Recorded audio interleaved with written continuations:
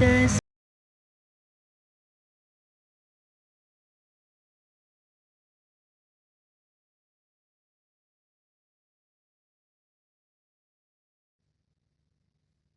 Assalamualaikum warahmatullahi wabarakatuh. May Allah's peace and blessing be upon all of us. Amin. Dear brothers and sisters, welcome back to Unity in Islam. Alhamdulillah. May Allah subhanahu wa ta'ala increase our iman and make us have a deep understanding about His deen. Alhamdulillah, Allah subhanahu wa ta'ala have united all our heart with La ilaha illallah Muhammadur Rasulullah. By calling everybody back to one God, inshallah, all of us will be united. Like what Allah subhanahu wa ta'ala said about unity in Islam. Allah subhanahu wa ta'ala remind us, وَاعْتَسِمُوا بِحَبْلِ اللَّهِ جَمِيعًا وَلَا تَفَرَّقُوا وَاذْكُرُوا نِعْمَةَ اللَّهِ عَلَيْكُمْ إِذْ كُنْتُمْ أَعْدَاءً فَأَلَّفَ بَيْنَ قُلُوبِكُمْ فَأَصْبَحْتُمْ بِنِعْمَتِهِ إِخْوَانًا. Allah is telling us, hold fast together with the rope of Allah. That means let all of us together come back to the Quran and the Sunnah of Prophet Muhammad sallallahu alaihi wasallam, and do not be divided anymore, because Islam is here to unite everybody. Islam is not here to divide us into groups, no. And Allah has said to us, before Islam, all of us are so divided because of race, because of tribe, because of country. We are so separated and so divided, far apart. And Allah subhanahu wa ta'ala sent Prophet Muhammad SAW, and he brought Islam with him. And with Islam, with kalima la ilaha illallah, whether east or west, north or south, la ilaha illallah, Muhammad Rasulullah, all human heart is being united by Allah subhanahu. فَأَصْبَحْتُمْ بِنِعْمَتِهِ إِخْوَانًا. Allah is telling us, once upon a time you live like enemy. You fight against each other, you hate each other just because of name, color, just because of race and tribe. But Allah subhanahu wa ta'ala opened the heart of all these different color, nation and tribe. And we are together as one ummah. There is a unity of Islam. There is what Prophet sallallahu alaihi wasallam was sent for. To unite everybody together to live like a big family in this world, so that we will be happy together here, and we will also be together in the hereafter. But of course, in life, we hope for the best. But in the same time, Allah warns us about our number one enemy, that is Shaitan, who is not happy at all to see all of us live in peace. All of us live together as one family. And he will work very hard day and night to try to divide us into pieces. He is here to create all the bad feeling among us. So we start to hate each other. And this is what's happening to the world today. Divide and rule. Who is ruling us? Shaitan. The devil is ruling us. Because anybody who come here and divide you, he is Shaitan. And that's why in Islamic term, when you talk about unity, you talk about jama'ah. Yeah? You talk about a group. And the Prophet sallallahu alaihi wasallam, when you talk about a group, you must talk about a leader, because there is no grouping without a leader. You cannot say there is an ummah when there is not an imam. There must be an imam and there is an ummah. And when there is an imam, there is a ta'ah. That's why the Prophet ﷺ said in one hadith, Abi Hurairah radiallahu anhu, that I like to share with all the brothers and sisters out there. أن النبي صلى الله عليه وآله وسلم أنه قال من خرج من الطاعة وَفَرَقَ الْجَمَاعَ فَمَاتَ مَاتَ مِيتَةً جَاهِلِيَّةً. The Prophet said from Abu Hurairah radiallahu anhu, one who quits obeying the ruler, any one of us who have an imam, who have a leader, suddenly he do not want to be under that leader anymore. He get out from the leader. He get out from the jama'ah. That means he separate himself from the main body of the ummah. Yeah, the ummah who invite all of us back to the Quran and Sunnah. And if he die while doing that, the Prophet ﷺ said, if he die while doing that, before he repent, he died. He or she will not die as a Muslim, except he or she will die as a jahiliyah, as a pagan, because that is the lifestyle of the disbeliever. They don't believe in unity. You think the world today believe in unity? I don't think so. They are not happy if you are united. They are trying their best to divide you into groups so that they can control you better. So if we want to be strong and we do not want anybody to bully us, and it's not right to bully others, we should get everybody united. It's like in a family unit. Now, if the family, everybody is united, you become strong. Nobody can push you around. People will give you some respect in return because you have respect yourself, respect your family, and people will learn how to respect you and respect your family. If you respect your country, example, you live in this country, you respect the country by calling everybody together and work together as one ummah, one family, and don't allow any of your enemy to come inside this country and destroy all of you. Alhamdulillah, people will give you your respect.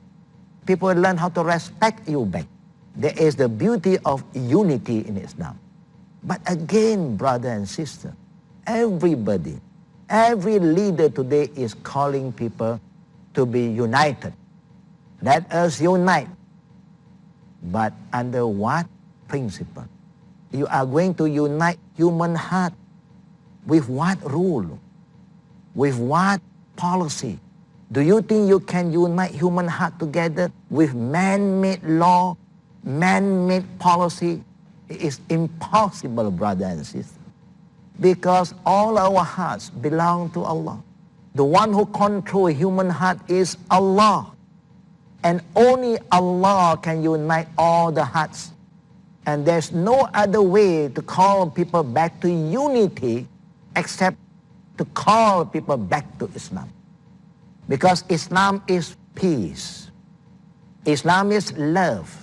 If you call people back together and live together as one big family, there will be peace among us. Everybody will learn how to love each other and share with each other. And then alhamdulillah, at the end of the day, we will receive baldatun tayyibah or Rabbun Ghafur, meaning we will start to have a country that really understands what is peace, a peaceful country, a country where everybody is longing to have. Everyone is looking for a place to live on today where they can find peace and self-respect, where their right is being honored, is being protected. And that's why the Prophet ﷺ reminds us that we must hold on to the unity of Islam. I'm not talking about unity of a race, no. Because when you talk about Islam, you're not talking about a particular race, a particular nation, because Islam is universal. It's a universal message. And the Prophet ﷺ also reminds us what always disunite us is because we have the feeling of racism, tribalism, nationalism is the one who create this feeling that we should not be together. But inshallah, brother and sister, I will share with you the danger of being nationalist or being racist after the short break. Inshallah. Alhamdulillah, all praise due to Allah subhanahu wa ta'ala. Fellow brothers and sisters, inshallah, like what we promised you that after the short break, we are going to share with you what have divided us. What have made us so ununited is because everybody is holding to their race. Everybody is calling people back to their race. That's why the Prophet ﷺ said, وَمَنْ قَاتَلَ تَحْتَ رَايَةٍ أُمِّيَةٍ يَغْضَبُ لِعَصَبَاتٍ أَوْ يَدْعُو إِلَى عَصَبَاتٍ أَوْ يَنْصُرُ عَصَبَاتٍ فَقُتِلَ فَقِتْلَهُ جَاهِلِيَّةٌ وَمَنْ خَرَجَ عَلَى أُمَّتِي يَضْرِبُ بَرَّهَا وَفَاجِرَهَا وَلَا يَتَحَاشَى مِنْ مُؤْمِنِهَا وَلَا يَفِي لِذِي أَحْدٍ أَحْدَهُ فَلَيْسَ مِنِّي وَلَسْتُ مِنْهُ Rawahu Muslim. The Prophet ﷺ is explaining to us very detailed about what caused this unity among this ummah. He said, he who fight under the banner of nationalism, being driven by tribalism, and support his kin and his group, that means he support this call, if he is killed in this call, in this fight, he will die as a jahiliyah, as a pagan.